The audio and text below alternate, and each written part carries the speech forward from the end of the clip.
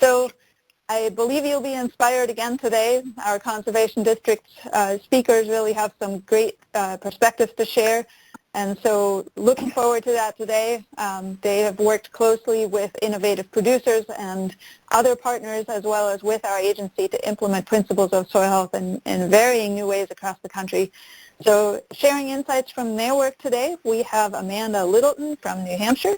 We have Will Mann from North Carolina, Karen Burr from California, Jeff Goebel from New Mexico, and Doreen McMurray from Idaho. So we really look forward to hearing from all of you. And Marlon Winger, Soil Health Division Regional Soil Health Specialist, and Beth Mason from the National Association of Conservation Districts will moderate for us today. So we hope you enjoy the conversation. Marlon, colleagues, looking forward to it. Take it away. Okay, thank you, Bianca. I hope everybody can hear me okay. You know, each of us have our own little stories from our professional careers, and quickly mine started as a county extension agent, then a state agronomist, and then a regional soil health specialist. And my utilization of these soil conservation district partners has increased as my professional career increased. And one thing I wish I'd have done earlier in my career was utilize partners a little quicker in my career, but how valuable they are. I'm just going to introduce quickly from our National Association Conservation District, Beth Mason, the North Central Region representative based out of Indianapolis, Indiana.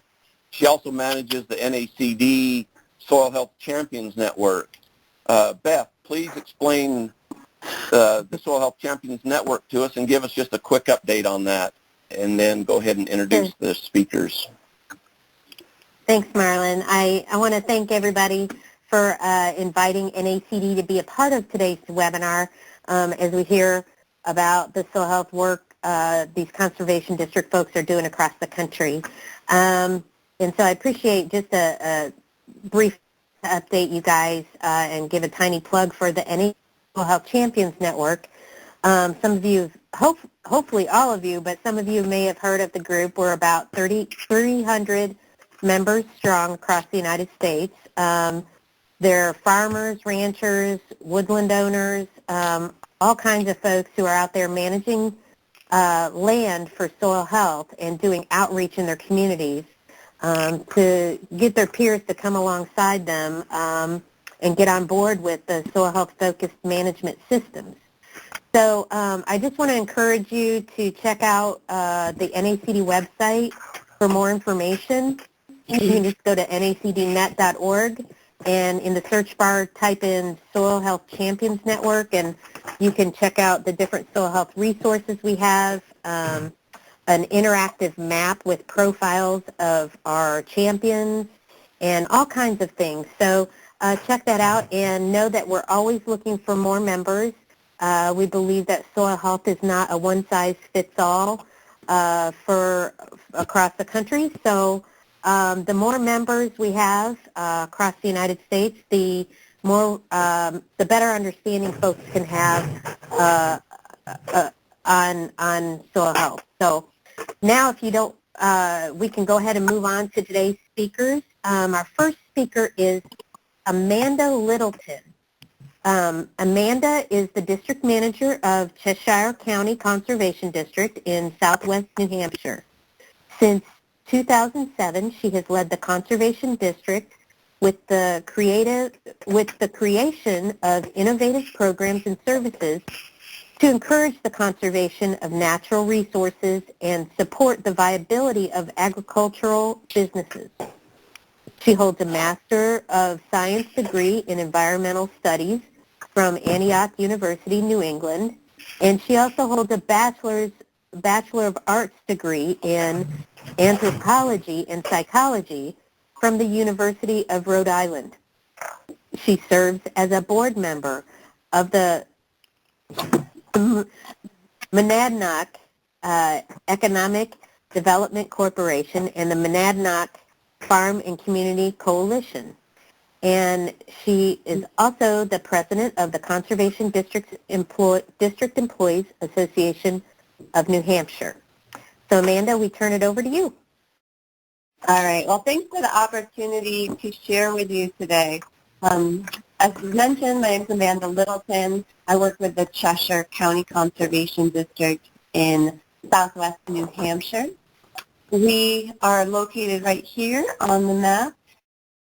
So our conservation district focuses on 4 areas, really soil health, water quality, and wildlife habitat. But we also have a real strong eye on farm viability and farm profitability. So we believe that strong farm businesses are going to have an enhanced capacity to provide good stewardship of natural resources. But when I started back in 2007, we realized that we didn't have much for programming happening beyond offering outreach for our NRCS programs for soil health, and we really wanted to change that. We wanted to see how can our programming at the county level help complement what's being offered by our partners at NRCS. But we needed to do our homework first. The first thing we did, we looked at the land base. We wanted to better understand where we could have the most impact. So we looked at, okay, dairy farms in our region are the largest farms. They're the ones who have the control and management of the most acres. And so we said, all right, how can we start to work with them? What can we do? And then we did a lot of one-on-one interviews with dairy farmers. We had focus groups. We did some survey work to really better understand the challenges and needs that farmers were facing to better improve their soil health practices.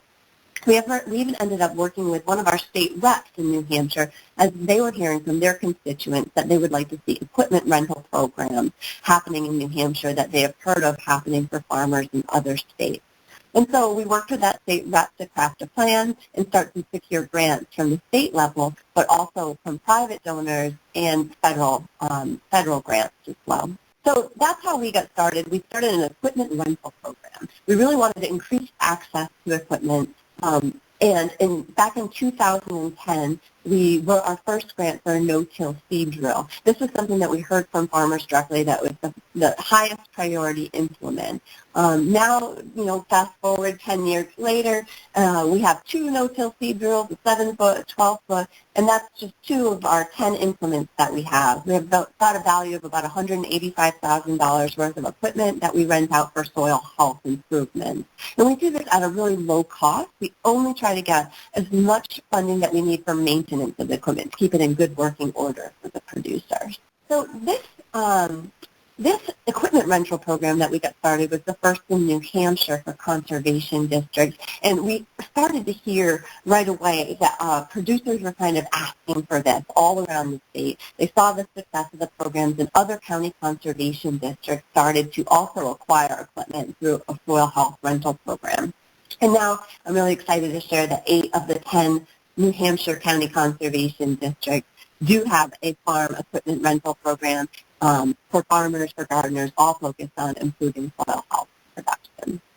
And we realized once we had all these folks who are doing soil health equipment rentals, there's a growing level of communication, coordination, and collaboration that was needed because of the different resources coming in, new projects that were getting started. We really wanted to be able to better coordinate those resources. So in 2016, the New Hampshire Soil Health Partnership got started, and this really formed out of that need for that growing level of collaboration and coordination of resources. And so the Soil Health Partnership, it's a statewide group that is made up of crop advisors, USDA Natural Resources Conservation Service, our university extension agents, as well as some farmers, all of the conservation districts in the state, as well as some other nonprofits that are agricultural service providers.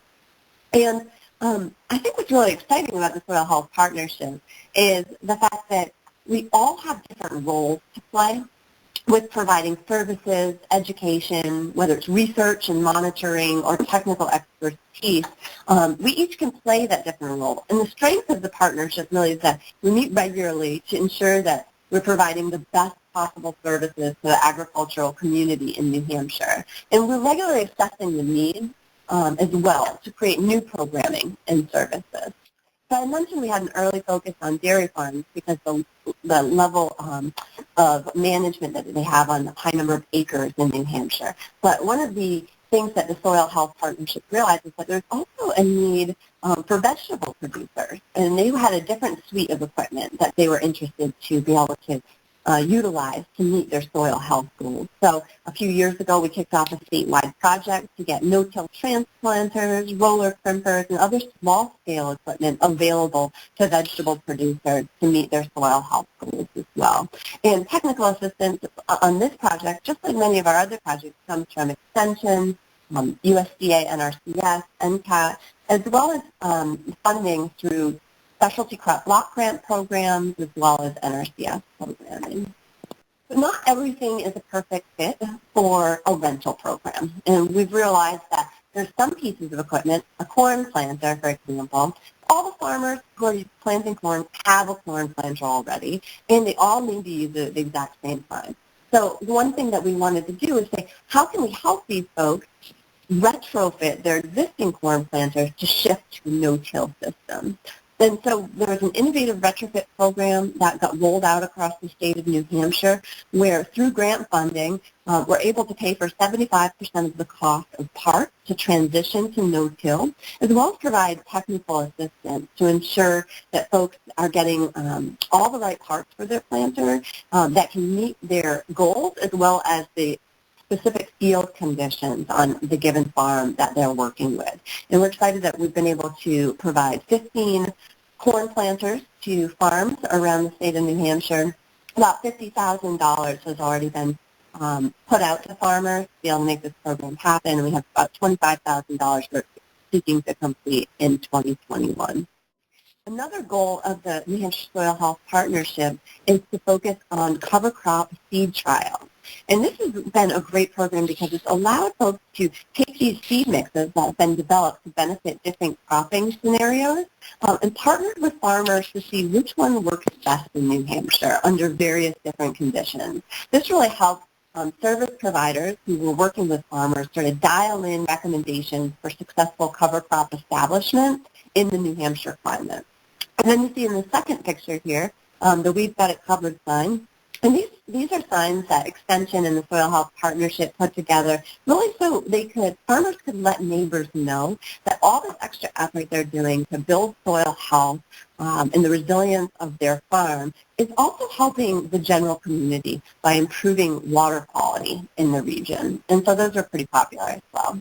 So one of the final things I'll just mention about part of the programming that we do through the New Hampshire Soil Health Partnership is the fact that education is absolutely key to building the success of our work. And in the beginning, to do this, when there wasn't a lot of folks with experience doing reduced tillage or no-till farming in our area, we started bringing in folks from different regions, even different countries, to be able to share what was successful for them.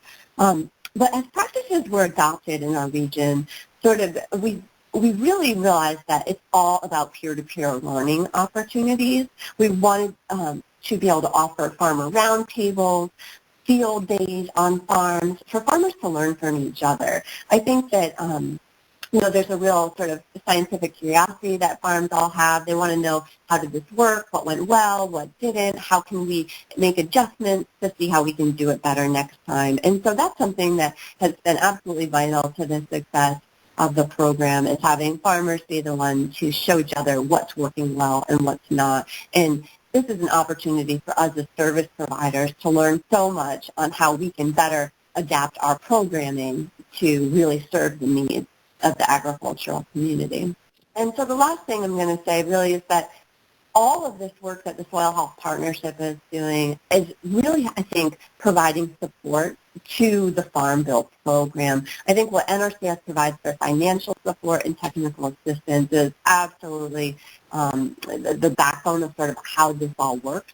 But I think these wraparound services of education, equipment rentals, trials for cover crops has really helped strengthen the programming statewide and made it more successful for the farmers that we work with.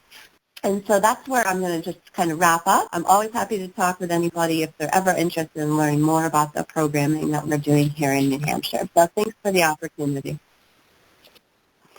Just a quick question, Amanda. Have you guys kept track of how many acres you've used your no-till drills on? We do have acreage counts for our drills. I believe each county does keep a separate acreage count. I don't have those numbers offhand, Oh, okay. but I'd be happy to get them for you. Mm-hmm. So next I want to introduce Will Mann. Will has been involved in agriculture for the last 25 years in Halifax County, North Carolina. Halifax County is his home, and fortunately, the county has been progressive in the promotion of no-till and soil health-related practices for the last 30 years. His background includes the retail of fertilizer, seed, pesticides, as well as work in soil conservation-related activities with the Fishing Creek Soil and Water Conservation District. The promotion of innovative grazing practices for the improvement of the beef cattle industry are also an interest. The greatest asset to his career has been the relationships that he has built with farmers and landowners in Halifax County as well as other parts of North Carolina. So Will, we want to turn it over to you. Thank you guys for the opportunity to share with you all today. Just a quick thing about Halifax County. We are the birthplace of independence for the 13 original colonies. As you can see on that slide, April the 12th of 1776, we were the first ones to declare independence from England. That red dot there on the map kind of shows you geographically where we're located. We're about almost 2 hours from the Atlantic coastline, so we're between the coastal plain and Piedmont part of the state. Just a quick thing, cotton and peanuts are our largest commodities here. Of course, we grow other ones as well, corn and soybeans, tobacco, and that sort of thing. And we have beef cattle operations, cow-calf. We have a beef feedlot here in Halifax County as well as swine and poultry as well. Up until 2018, we had 3 dairies. They were all grass-based. They had transformed from a confined-type dairy operation. As in the introduction, talked about the early days or the experience we've had with soil health-related practices in Halifax County. We had a dairyman here who happened to be at our state university back in the early 1960s, and he saw some of the early trials of no-till corn being planted in our state. And he saw it and liked it well enough. He said, I need to implement this on my own farm. And that was about 1963. And that started from there and progressed. And of course, the promotion of no-till and soil health-related practices were really grassroots of farmer-to-farmer contact. I guess the greatest thing as far as wide acceptance of soil health-related practices came with the 1985 Farm Bill and the requirements for highly erodible land.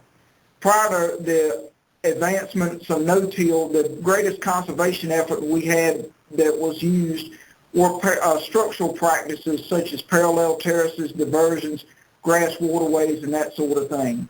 And because of our 65% of our cropland in our county is highly erodible, we needed to look for some other opportunities because of the topography we've got. Our county transitions again from the coastal plain to the Piedmont, so we have soils that have from a 2% to a 25% slope.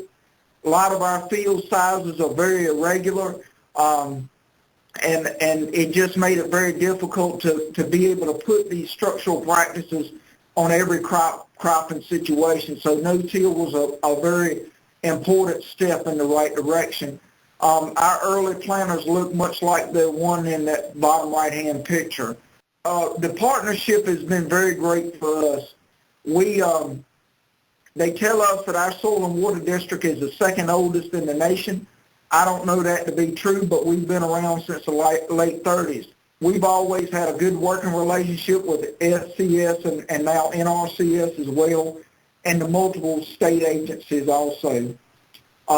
That partnership we've had has helped promote the soil health related practices as well as getting the word out to our local farmers.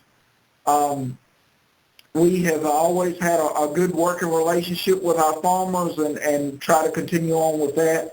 We try to have a local knowledge base of what's going on. Our farmers vary in size from 500 acres to a 25,000 acre operation here in the county. So we try to understand what's going on and how to maintain it from there. We try to maintain a working relationship with our local cooperative extension as well. If you look there in the two pictures on that slide, the one on the left-hand side is of the grazing demonstration. We received some funding from one of the agencies we partnered with to put that grazing demonstration on. And then the right-hand slide is of a local cover crop meeting we have. You know, as you can see, it's really informal, but it's been very effective over the years in promoting it such as this. The demonstrations, we first got, the first demonstration we had was actually with a no-till drill. Picture of that drill's in the top right-hand corner that our Soil and Water District has. We kind of got that drill late in the no-till or soil health movement because most of our larger farmers already had no-till drills. The drill is only a 5.5-foot drill, but it gave us an opportunity to reach out to those that haven't implemented no-till in the past. And some of our larger farmers, it's been a benefit to them because they use it for reseeding field borders or maybe grass waterways, that sort of thing. So it's been a big help there. And we've got some part-time cattlemen and horse farmers that use it as well. The picture on the left is on our grazing, our cover crop trials. Those have been very effective. We started traditionally using cover crops just from an erosion control standpoint, and it was typically a single species of a small grain cover. But as we started utilizing, back 10 plus years ago, started utilizing information such as YouTube videos and that sort of thing, and networking with people outside of our state, we started to understand the role that these mixed covers are having in soil health benefits. And we had multiple speakers come in from out of state, such as farmers and NRCS professionals and that sort of thing, and that was a big help to us. And we have to, we partner with an agency that helped put on some cover crop demos in our state that provided funding for our district as well as multiple other districts to buy seed. And we networked with a local farmer to have trials, and we also had some workshops as well. Those were big benefits. The cover crop mix trials were a great catalyst in getting things moving ahead with some of our cost assistance programs. We have the federal EQIP program that's been very popular. Matter of fact, as we wrapped up program year 2020, we had one of the largest cover crop programs sign-ups we've had in the state, so it was real big. And then we moved with the state programs as well, so that's been a big help. The picture on the lower right-hand side is a rotational or mob-style grazing program that we did on some state-owned property. We have a local minimum security prison here that they allowed us to go out and work those cattle as we needed to, and it was a real big benefit to that. The agencies we've partnered with, I mentioned real quickly throughout my presentation about NRCS, that's been a big benefit. The other two, I've got their business cards there. They have been a great benefit to us. Probably the one we've worked with the longest is the North Carolina Foundation for Soil and Water. They've been a great organization to work with over the years. We've been working with them for about 12 years now. They're the ones that supplied us with the funds and to get the no-till drill that I showed. They've been a great catalyst throughout North Carolina as far as with the cover crop trials and the grazing demos as well. And they continue to have projects going on. The Foundation for Soil and Water has really developed a network on pulling all districts together throughout the state to promote great things as far as information as well as technical data to help us make our jobs certainly a lot easier in promoting soil health related programs. The other one is the Soil Health Institute. They're located here in North Carolina as well. We're currently working with them on a project for cotton and the promotion of soil health practices through cotton production. We continue to have challenges and goals with soil health related practices. That photo on the left, I'm sad to say, was taken in our county last year. That photo tells us a whole lot. We see that, number one, we don't have a lot of cover there. We see some runoff and erosion. And certainly if we want to go out there with a penetrometer, there's a lot of compaction issues there. There's a lot of things going on there. Number one, there's a soil health concern all the way, regardless of what you look at first. You know, that's the thing about soil health. If we had a group of farmers or technical professionals in a room, and we asked everyone of what does soil health mean to you, or what do you feel like that needs to be implemented on your farm? If we went around the room and did a survey, everybody would probably have something different to say. But then again, we'd also have a lot of certain aspects to soil health and what needs to be implemented that would be very similar. So if we were to look at that picture, there's a lot of things going on there. Compaction's an issue. We've got some biological concerns as far as germination and development of that cover crop, and certainly a runoff issue. So the soil health concern, even though we've got 30-plus years at it, we still have some challenges. It may be even a knowledge challenge with that farmer. And I can't speak on his behalf today, but him and I have certainly had some conversations. The picture on the right, that's an organic farm. It's got a lot of weed concerns.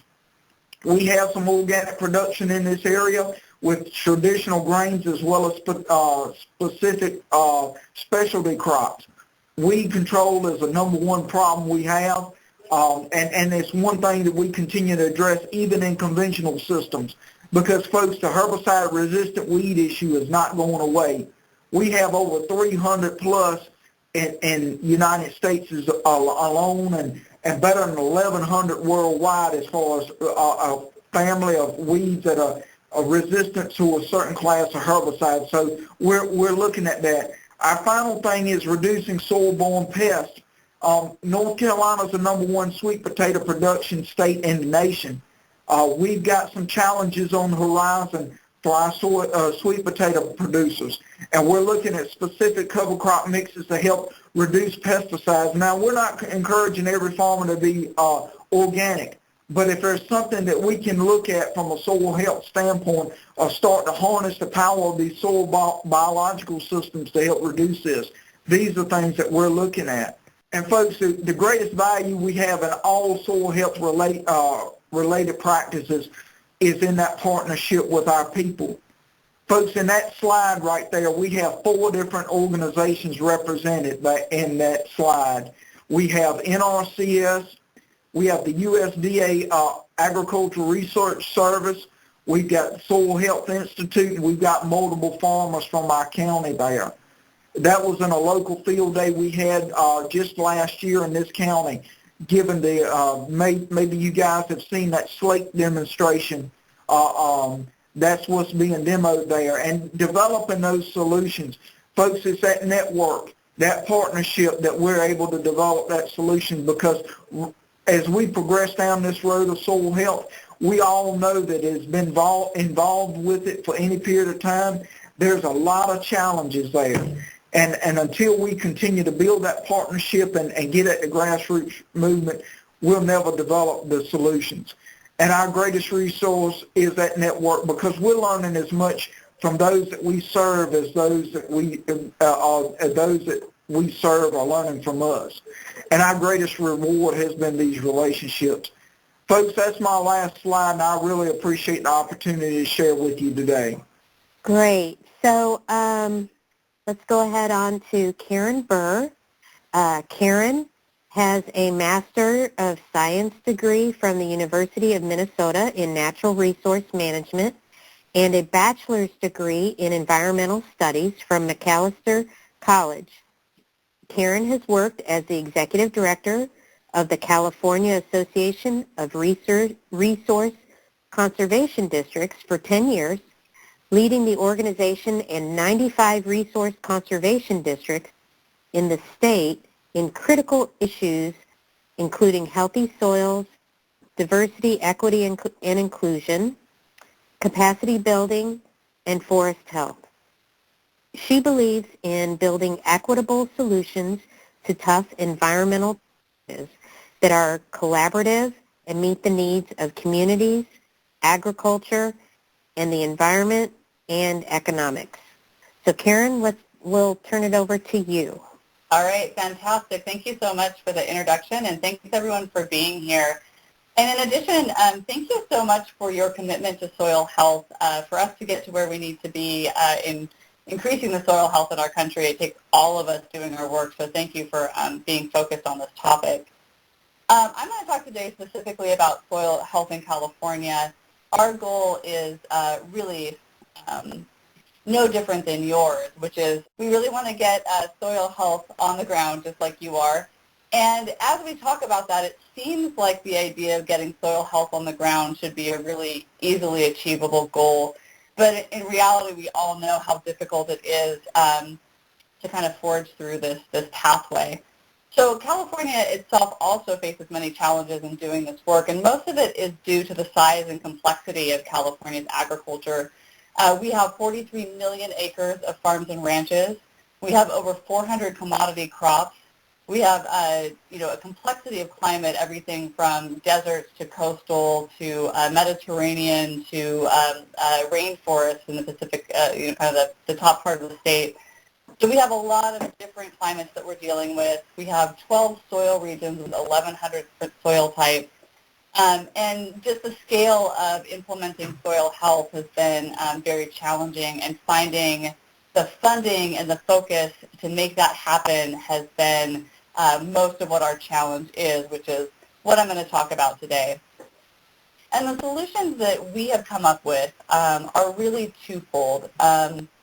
There we go. Awesome. So what we're looking at, or the solutions for us, have really been twofold, which is partnerships and tying soil health to carbon benefits. And those two things have been, I think, the most critical part of us advancing our work in California. And I can't speak enough about the partnerships. When we look at what we've accomplished, it's really been due to hundreds of people, if not more, working across the state on their own acres of land or in their own kind of, area of profession to be able to make this happen. I can't say enough about the NRCS partnership. That's been really critical. This all really, I think, hit high gear when NRCS funded some soil hub coordinators 5 or so years back. And those soil health coordinators have traveled around the state and kind of troubleshot problems and worked with people and raised awareness. And they've been really amazing at helping us to drive forward and helping us to solve the issues that we need to. Also, RCDs have created durable collaborations, so they are working amongst each other to try to promote soil health within their localities. And then they've also created hubs which expand beyond RCDs and include a number of partners, including Cooperative Extension, Farm Bureau, anybody that's working on soil health in their local area and can help them progress their goals. We've been building these hubs to really move soil health forward. We also have developed a statewide partnership, the California Farm Demonstration Network, which includes NRCS, RCDs, and then the university, the farm bureaus, and our state agencies. And we're really just trying to make sure that the progress is happening, connect people, and fill in any gaps that we can at the statewide level to help the folks that are getting the work done on the ground. And I wanted to note that all of these partnerships have a big focus on technical training and making sure that people have the ability to get the work done. And as I said, this has really been an all-hands-on-deck kind of process over the last few years. And without all of these people joining in and doing their part, we couldn't have gotten this done. The second big solution for us has been tying soil health to its carbon benefits. And part of that is because in our state, a lot is getting funded through carbon. So we have a carbon offset program that has been really important to helping us get funding. But also the state is setting a lot of priorities. So a lot of our grant programs are based around our impacts on carbon. So this has been a really important part for us. In particular, we've spent a lot of time talking to the legislature and state agencies about how important working in natural lands are to carbon sequestration. It's really easy for the legislature to understand how changing a light bulb or switching to an electric vehicle might impact our carbon footprint, but it's a lot harder for them to understand and be able to put numbers to how properly managing forests or building, soil health or any of these natural solutions can actually play an important role as well and are actually critical to playing an important role in carbon sequestration. So we spent a lot of time really pushing that. This also resulted, one of the successes was really in us developing, pushing for, and lobbying for a program at the Department of Food and Agriculture that funds specifically healthy soils programs and matches a lot of what EQIP funds that's funded through our carbon offset program. So it's typically been funded at $10 million. This year it isn't. We're hoping that again in the future when all of this stuff kind of straightens out, we'll be back to getting $10 million a year to be able to put practices on the ground and demonstration projects on the ground.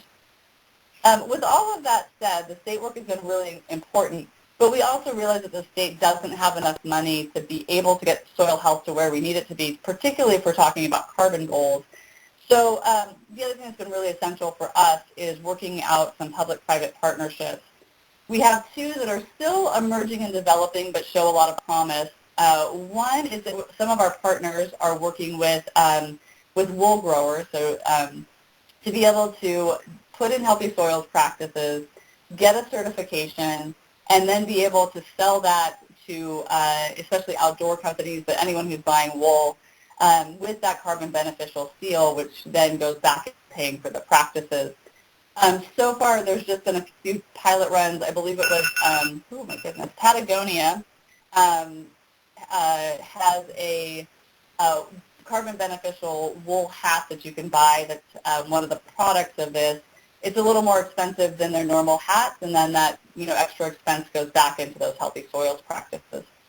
A second aspect that we're working on is we have some volunteers here that are really committed to offsetting the impact of creating restaurants and the food that goes into them. So they have set up a program in which voluntarily restaurants and restaurant patrons can add a 1% fee to the restaurant bill. And if you think about it, 1% isn't a whole lot. But where that money goes, then in collective, goes back specifically into RCDs on the ground to go out and work with farmers and ranchers in implementing practices, and then specifically to farmers to pay for those, and ranchers to pay for the cost of implementing those projects. This was getting really moving and going right when March happened, so we're confident that this will move forward, and it's a great idea.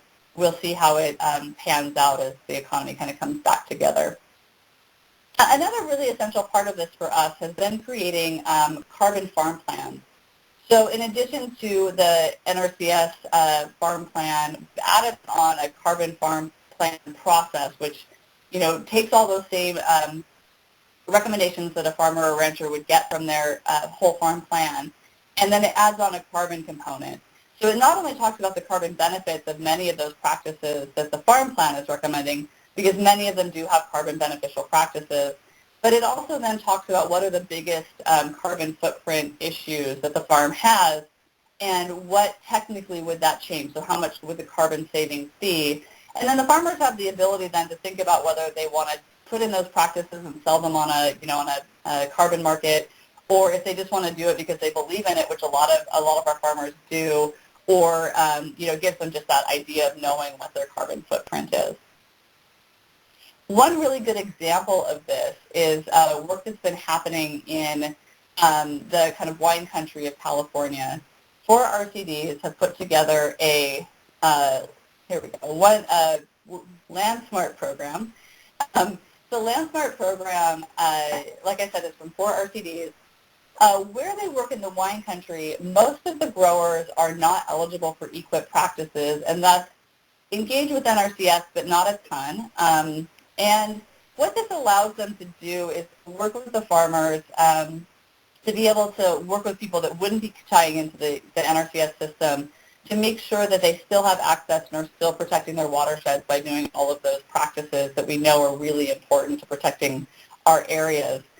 So the certification that they offer is a LandSmart certification. It includes all of the NRCS farm practices. It also includes some locally specific practices that tie to water quality and some other issues. It includes a carbon farm plan, and then it also includes the regulatory compliance that that farmer or rancher is required to do to meet state standards. So we kind of tie all of those things up into a package, get them out there, and let the farmer kind of know what they should and shouldn't be doing. It's also a great way for us to bring folks into the NRCS system that haven't been there typically because they can't apply for EQIP dollars and funding. Here's their landing page, so please, if you have questions about it, you can go out to the landsmart.org. They have a lot of great insight and info there. This program was developed first by grant funding, so they got grant funding to go out and make sure that all of the practices matched. And then they then are now charging it through a fee-for-service program, and that pays completely for the program. They also, the Napa RCD itself has created a demonstration vineyard, and they have a carbon farm plan created for that vineyard. And if you go to that LandSmart website, you can see what that carbon farm plan looks like for their vineyard and what they're working on. You can see the results are pretty great here. This just in Napa County, so this isn't all 4 RCDs, this is just one. For the carbon aspects of it, they've had 19 farmers with 33 plans across 2,500 acres. And if all of those practices are implemented, there'll be a 10,000 metric ton savings. So I also want to just talk briefly about the successes at the statewide level. And we've seen a lot of great success. We have a long way to go, but we've seen a lot of great success. I think our biggest is that the state understands that natural and working lands are an important part of the work that needs to be done on carbon. And most recently, just last week, our governor announced an executive order of 30 by 30, so looking at preserving 30% of our lands and putting natural and working lands at the center of his carbon plan. So we're really excited about that and what the implications will be down the road. Also, we brought in a lot of funding for practices from partners, from the state, from local private funding. So we've really been able to expand the work through that. We have 8 active soil health hubs. There's more than 50 RCDs in our state that are doing some form of carbon farm plans, and we've had thousands of plans written across the last couple of years. And just our ability to do this work has greatly increased over the last few years. Going forward, we still have some major things to get to. Carbon farm plans are great, but they have to be implemented, and figuring out where the funding is going to come from is still a big issue for us. We still need to keep educating people about the importance of this and just keeping the drumbeat up. One of the biggest issues for us is making sure that people know that technical assistance is a necessary part of implementing these plans. A lot of times folks that aren't on the ground think that spending $1 on technical assistance is $1 away from a conservation plan or implementation. And we're trying to correct that and really let them know that these two things are integral and very important. And then all of us continuing our momentum is going to be really important going forward. So my takeaways you've heard are really that we need everybody on board. We need scientists, we need lobbyists, funders, farmers and ranchers, technical support. We all need to be in this together and focused on the same goals. And without that, we can't achieve what we're getting to. Creative thinking is incredibly important, and as for us, tying that specifically to funding has been critical to our success. And that we really just have to keep letting people know about the important work we're doing over and over and over again, even when we feel like we're, kind of beating our heads against the wall because we say it so many times. But we've really got to encourage people to understand why this work is so important. So again, thank you so much for your time. I appreciate you being here. Please feel free to reach out to me. I'd love to answer any questions you might have. Great. Thank you, Karen. We will move on to our next guest speaker. We have Jeff Goebel. Jeff and his wife, Myrna, have a small farm in the Rio Grande Valley, New Mexico, just south of Albuquerque. The Goebels are also NACD Soil Health Champions and practice the 5 principles of soil health. Jeff served on the Valencia Soil and Water Conservation District Board and on the New Mexico Association of Conservation Districts Board of Directors. In 2017, he received unanimous approval by the New Mexico Association of Conservation Districts and passed a soil health resolution. In 2019, he worked with a core team to pass the New Mexico Soil Health Act based on consensus building and the 5 principles of soil health, which have become a national model. Jeff, we'll go ahead and turn it over to you. Great. Thank you, everybody.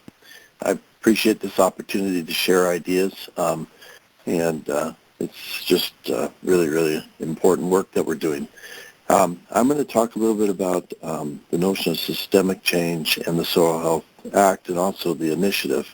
And as Beth mentioned, I'm from New Mexico now. I have a small farm just south of Albuquerque, and we have we're soil health champions. I've served on the boards that she mentioned. I'm the co-founder of the New Mexico Healthy Soil Working Group.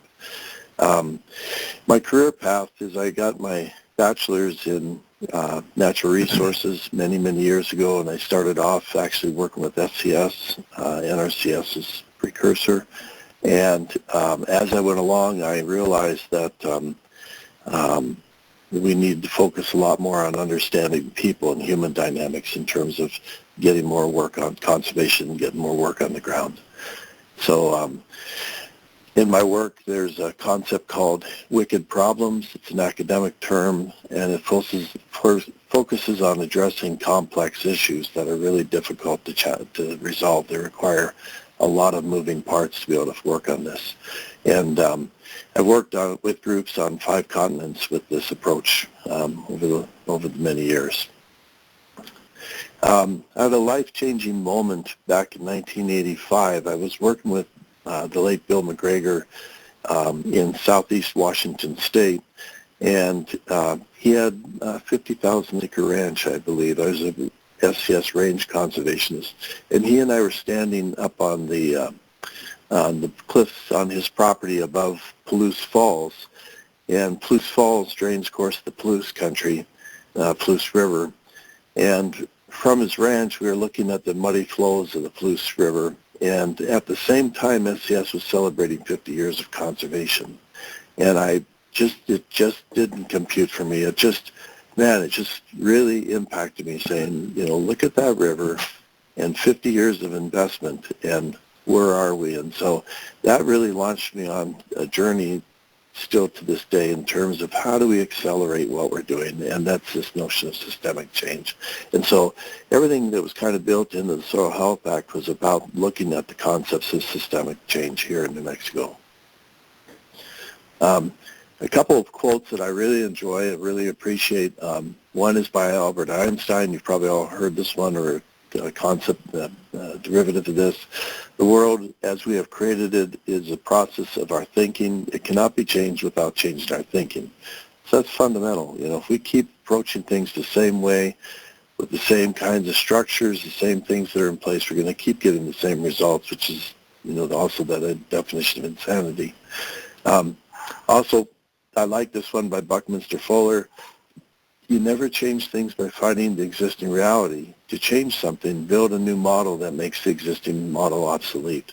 And so that's another really big one that drives me in the work. And I've had a lot of opportunities to create new models that have really stood out and created, significant change. And then also I like this one by Anton de Saint-Exupéry. If you want to build a ship, don't drum up people to collect wood and don't assign them tasks and work, but rather teach them to long to the endless immensity of the sea. So it's this internal drive that wants us to do this work, to make things happen, make things be different. So these are some of the quotes that really drive me in terms of the idea of systemic change. Now, with NRCS, and I've spent probably 15 years of my life, my career, with SCS, NRCS, NRCS is positioned in one of the most powerful places to improve our Earth, and that's this ability to pull carbon back out of the atmosphere. And with that, also bring water out of the atmosphere, which is a more atmospheric damaging molecule than even carbon is, methane, etc. And so we have this huge opportunity, and we got this network across the country. So it's an amazing opportunity to be able to make change. So that's pretty cool. So in the work that I've done, with the people side, I've identified that there's two big issues that are preventing change, and one of them is fear. It paralyzes our movement forward and keeps us from actually taking action, whether it's peer pressure, whether it's financial loss and ruin, whether it's land deterioration. There's these kinds of fears that are keeping people from actually stepping forward and wanting to do things. Another big one is our limiting beliefs, the way we see the world, the stories we tell ourselves. There's some really good work by a guy named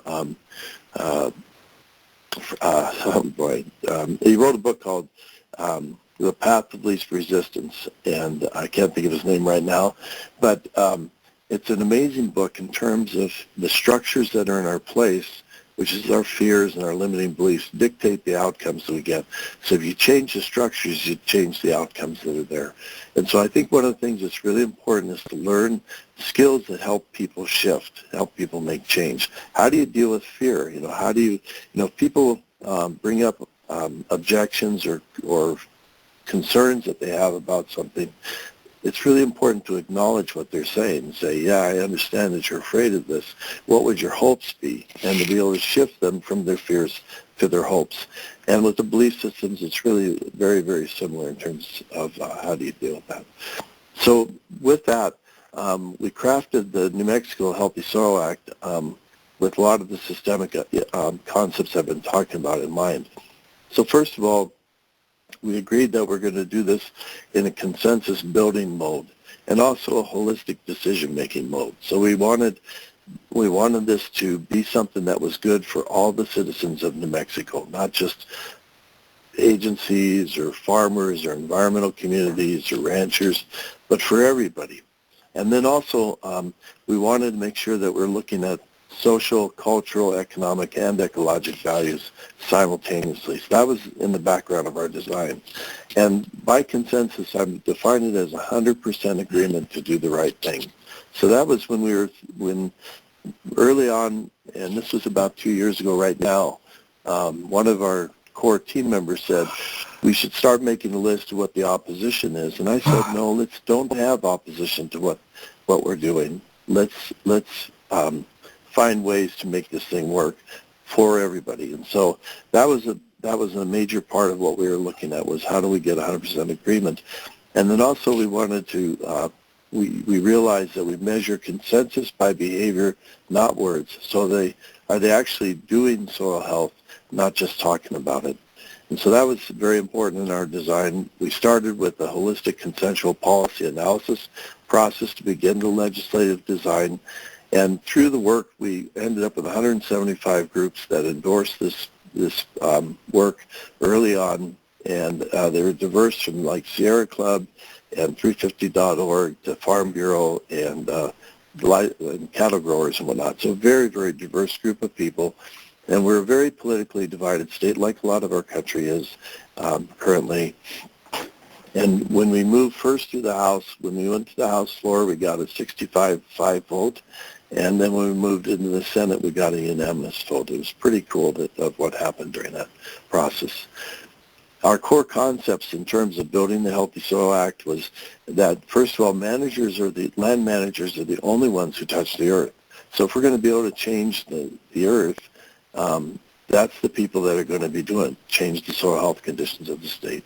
Also, we need to support land managers in their success in creating healthy soil, not penalize them or make it more difficult or whatever.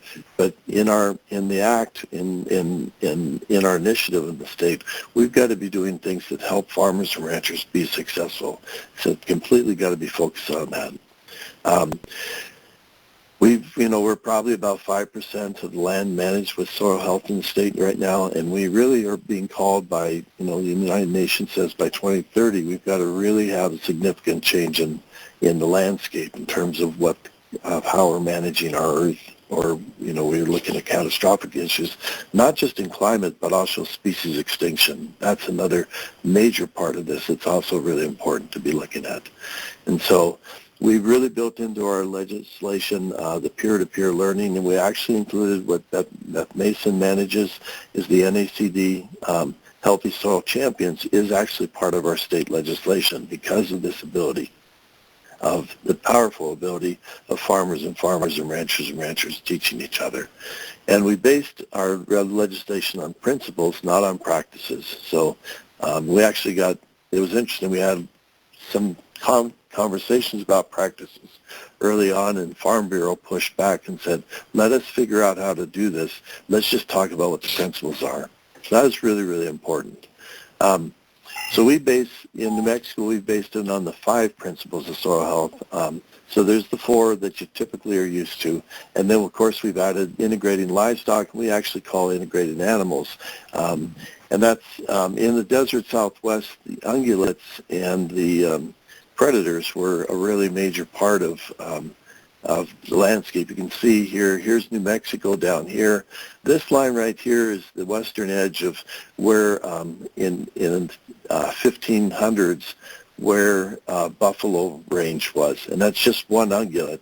But that's so going from here east is where the ranges of buffalo. So you can see almost the entire state of New Mexico is impacted by buffalo. Then there's antelope, there's elk, there's deer, there's bighorn sheep. There's a lot of ungulates that impacted the West. And so we believe that there's this evolutionary development that happened between the landscape, the soil, the plants, and the ungulate. And also there's a relationship between the predator, like the wolf, and humans and that sort of thing in terms of how the ungulate functioned. And that resulted in landscapes that look like this. This is Africa, that's wildebeest. But you don't see them spread out and moving, just stationary across landscapes. They're in big groups and they move across the land. And as a result, and that's a function of what the predator relationship is. It's just like fish in schools. They stay together to protect themselves. And then they move across the land because they'll eat house and home if they stay in that big group where they are. So that's had an impact on species diversity on the land. And I was working with a ranch, just a 250,000 acre ranch just a few miles from my home last summer. And when I went out there and did some range inventory and I looked at monitoring, what I found was that you had a very, very narrow diversity of species, the way that he was managing, which was mostly like a month on a pasture and then he moved to another pasture. And what I learned when I looked at the ecologic site descriptions is that actually this is what the potential of that land could have been, is this. Instead of just having these species, you could have had all these other species. And I worked on a ranch in 1987 where I was the manager of the ranch in Hawaii. And we changed our land management. And what was really, really interesting, we had 3,500 head of cattle on that ranch. And I was working with a herd specifically because I wanted to model the work for my Hawaiian team. And so I had 1,000 cows. And what I found is that when I moved the cow, I was moving them about every day and a half with a 60-day rest. And I found that when I opened the gate, moved them into the pasture, within 30 minutes, they grazed all of one species, which is Napier grass. And it's known to have 23% protein, grows 5 feet tall in 60 days. So that was taken down to the ground in 30 minutes. And so this leaving animals for a long period of time, weeks and months, even days, can have dramatic impacts in terms of the species composition that we see. And also another thing in the desert Southwest is, this is a picture, the idea of livestock removal. This is 75 years of no animals. This is Chaco Canyon, and this is the Navajo Nation, where they're overgrazed and overstocked. It's not what I'd recommend. But when you go, when you ask what's better, you look at this side here and you say, well, that's probably better than this side. when you go out here and you take the next picture, I'll show you, which is shooting this way, you'll see that there's the fence line right here. And if you look at the ground, the landscape, there's nothing but dead carcasses of grasses on this land. The armor of the ground, as Gabe Brown talks about, is dying. It's dead. It's going, and even the brush is starting to die. And if you look across the fence, there's a carpet of grass. So even though that's overgrazed and overstocked, that land on that side has the skin of the earth on it. And so now if you change the type of management that was going out here and you stop the overgrazing and you dealt with the overstocking, which probably would take care of itself by stopping the overgrazing, you would start seeing even just an amazing change that would happen here. But this is really important. Is in the desert Southwest, no animals is not a good thing to do on landscapes. Now, in our state, we just did, NMACD did a survey, and they found that like 70% of what the conservation districts and the farmers and ranchers their number one concern was the financial stuff. And how do you help them be successful? One of the guys that I work with the New Mexico Department of Agriculture, and he is from a family farm, says farmers and ranchers want to do soil health. They get it. They understand it. But they need to know the financial thing. And what's interesting, and I've got my background in NRCS, we don't like to touch the financial stuff with a 10-foot pole. And yet that's the thing that our people are asking us to help them deal with.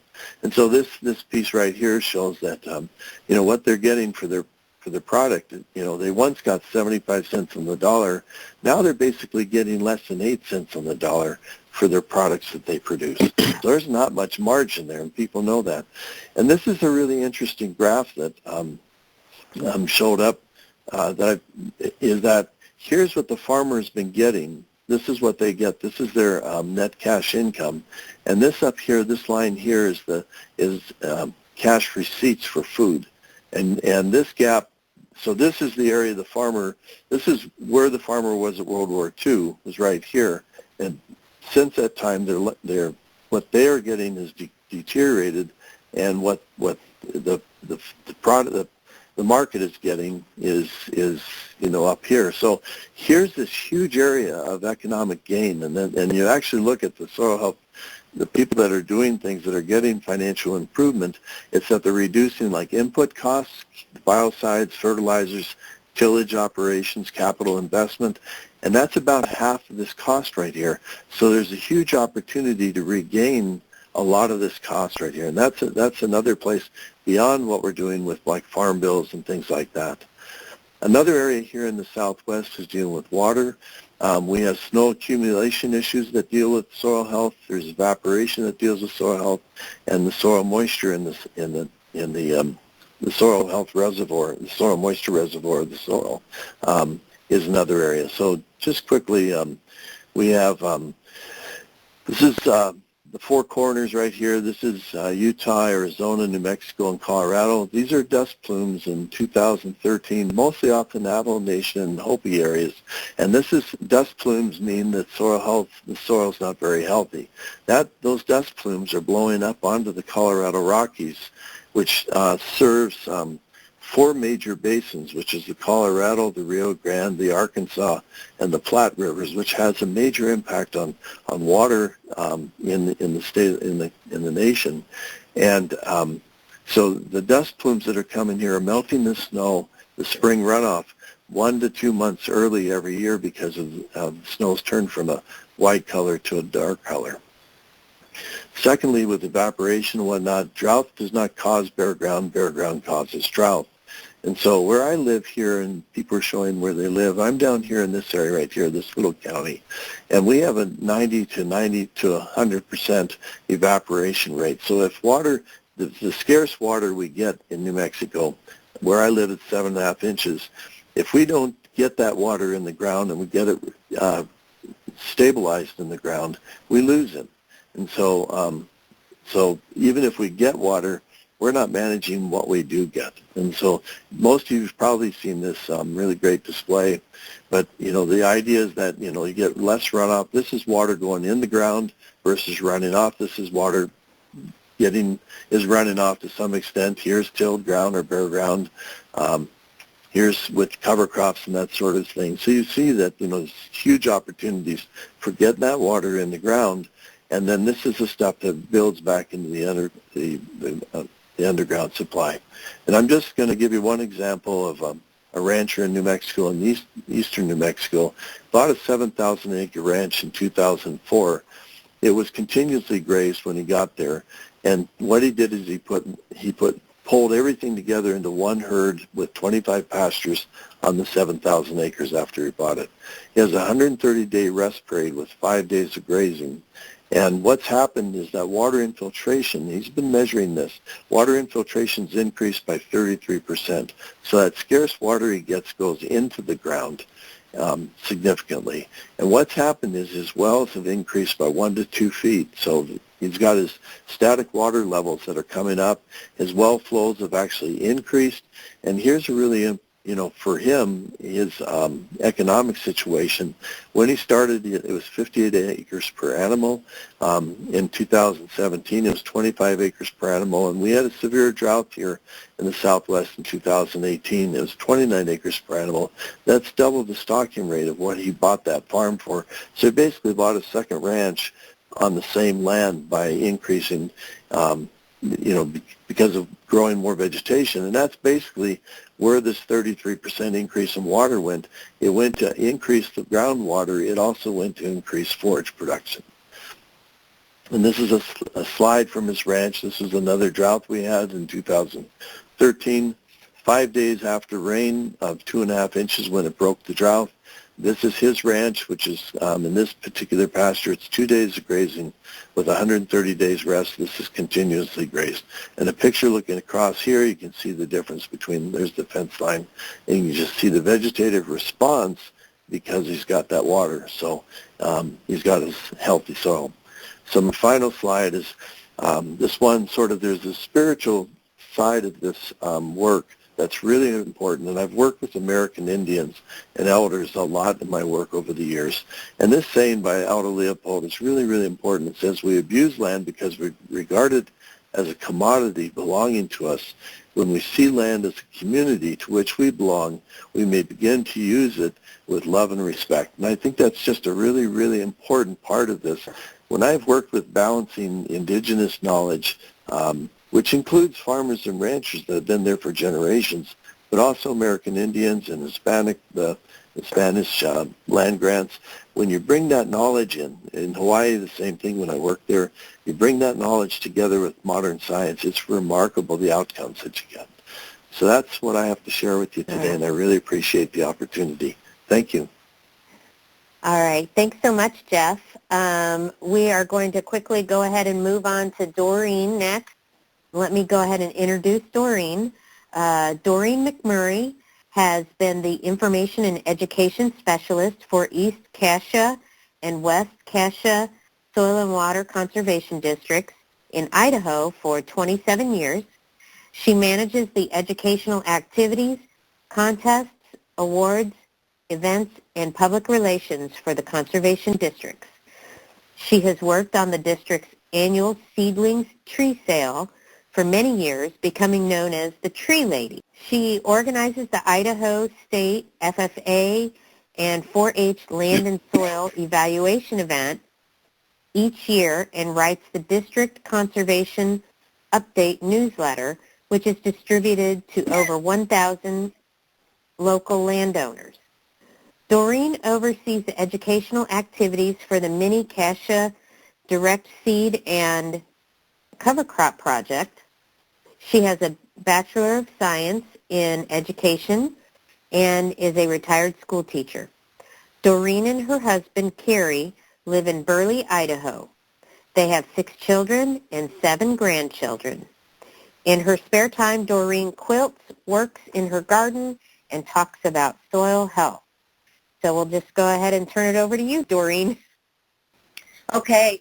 I am very happy to share with you our project, the cover crop, direct seed and cover crop project. I'd like to thank Marlon for his energetic support. He has been by our side from the very beginning of this project. And we are located in southern Idaho on the Snake River Plain, Cassia County and Minidoka counties. And southern Idaho is a desert region, and it has been transformed from this desert into an agricultural oasis. Canal systems were built to transport water to irrigate fields, and wells were drilled to pump water out of the aquifer where canals couldn't reach. And you can see on this next slide what an oasis this area really is due to the irrigation. So what was once only sagebrush is now lush farmland. Our biggest producing crops are potatoes and sugar beets and grains and beans. And there are other crops as well produced here. But if you've been in southern Idaho at all, you know that we have wind, and we have a lot of wind.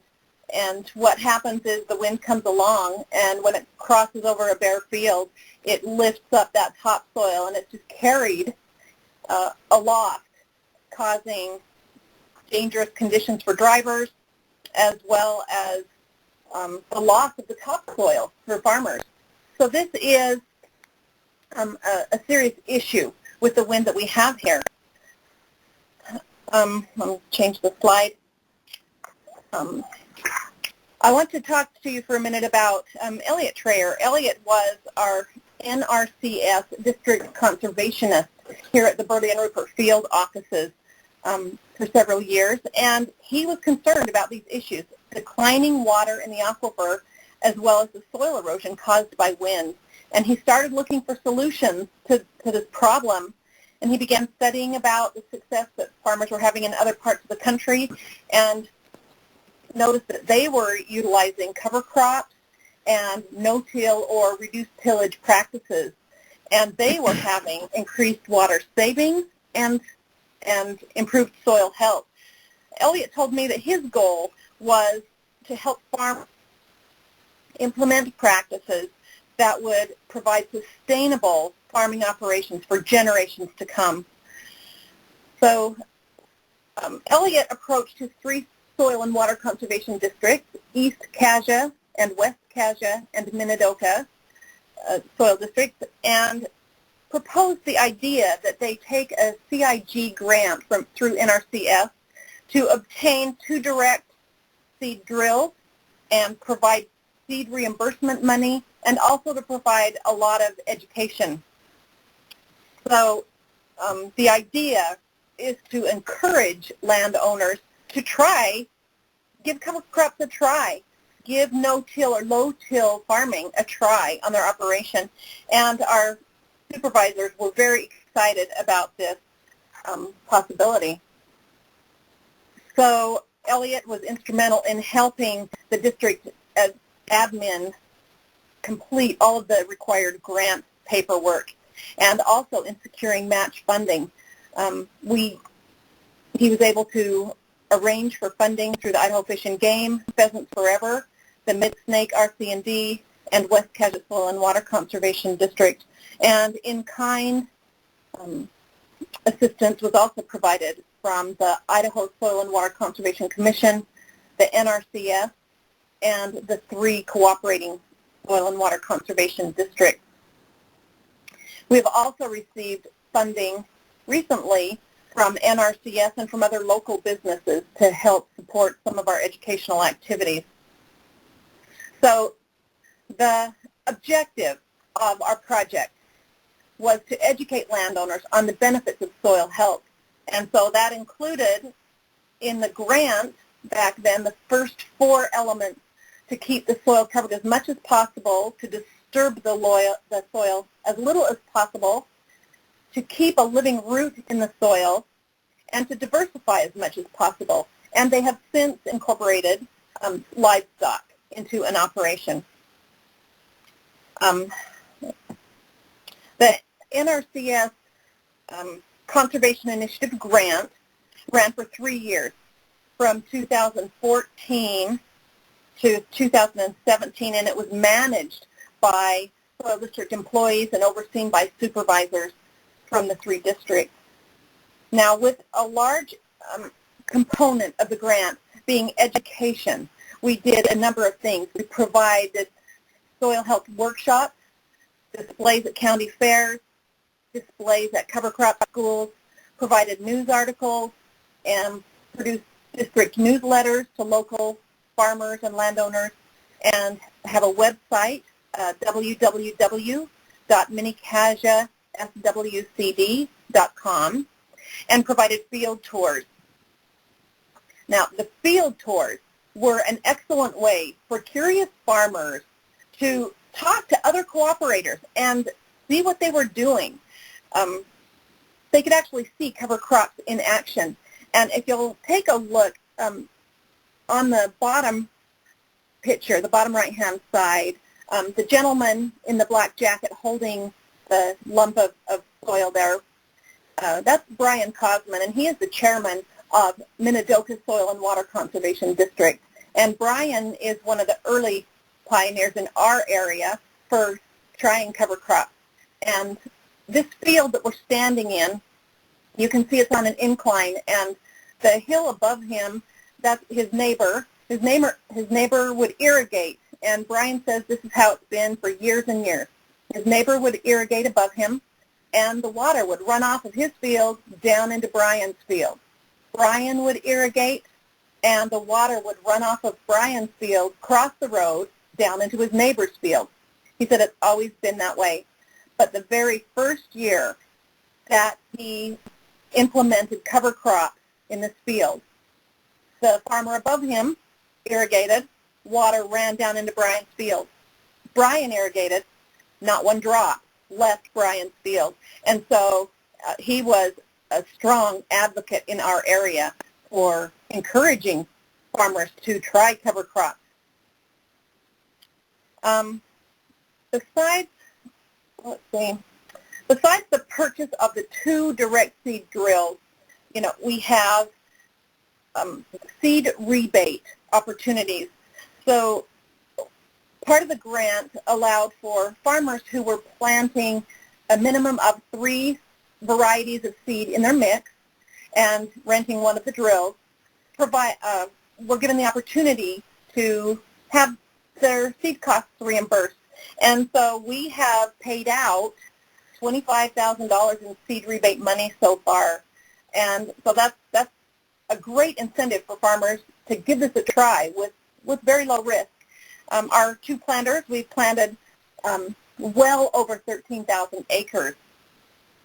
We've spent some of the money that is we get in from the rentals of the drill to upkeep and repair the drills, and to also help support our workshop. We have, this picture shows our supervisors installing a seed box when the drill was new, and the supervisors have spent hours and hours of donated time to move this project forward. They're a great team. Our first annual soil health workshop, our first workshop in 2015, we had about close to 60 people in attendance at that workshop, and we were pretty proud of that. We thought that was pretty amazing. But now as I look back on it, the majority of the people there were supervisors or agency people, and the few farmers that were there were the ones that were asked to speak.